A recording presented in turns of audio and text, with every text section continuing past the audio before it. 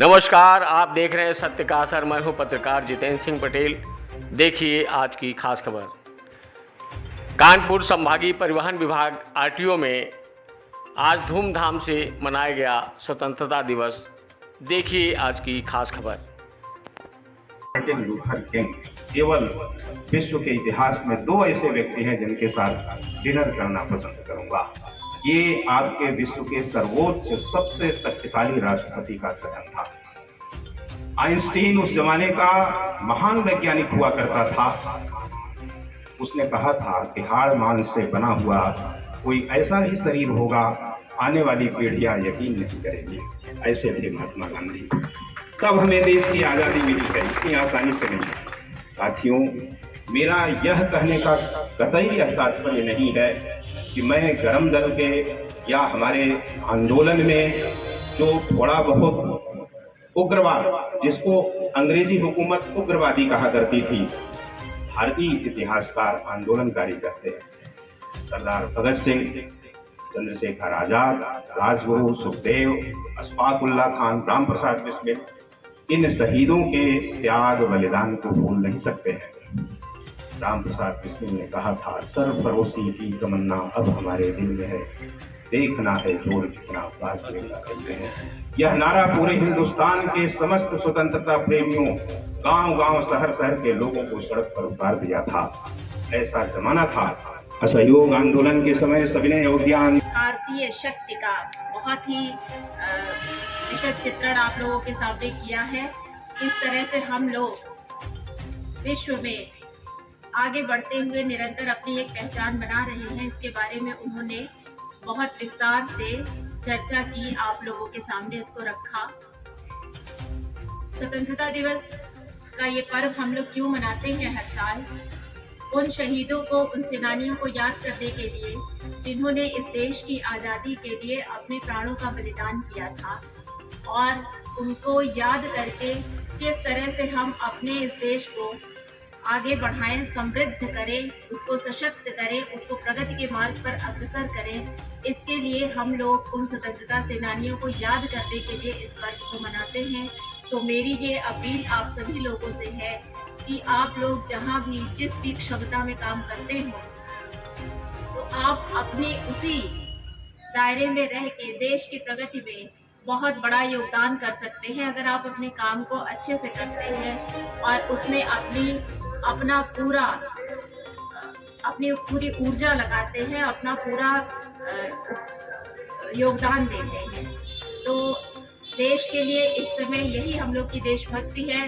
क्योंकि अब इस समय कोई संघर्ष तो हो नहीं रहा है कि हमें इसके लिए कोई बलिदान देना है। हमें बलिदान यही देना है कि अपने कार्य को ठीक तरीके से करना है। मैं बहुत ज़्यादा समय आप लोगों का नहीं लूँगी, केवल एक दो लाइन, दो पंक्तियाँ मैं पढ़ना चाहती हूँ कि मेरे दिल से मरकर भी न निकलेगी वतन की उल्फत, मेरी मिट्टी से भी खुशबुए वतन आएगी। इसी के साथ साथ आप लोग को स्वतंत्रता दिवस के इस पर्व की पुनः बहुत बहुत शुभकामनाएं। धन्यवाद। इस पावन अवसर पर उपस्थित मेरे साथी अधिकारी, संभागीय परिवहन अधिकारी दीक्षा मैडम, संभागीय परिवहन अधिकारी राकेंद्र जी, मेरे सभी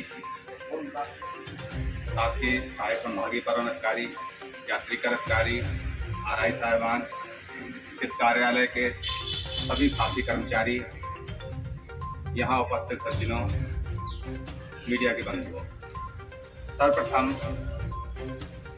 स्वतंत्रता दिवस की आप सब लोगों को बहुत बहुत हार्दिक बधाई, शुभकामनाएं। और इस देश की आन बान शान भारतीय तिरंगे को सत सत नमन। और जैसा कि अभी राकेंद्र जी संचालन कर रहे थे, शेरो शायरी और लाइंस में काफी तवज्जो दे रहे थे, अगर इजाजत हो तो मैं भी पेश करूं। बिल्कुल सर, बिल्कुल।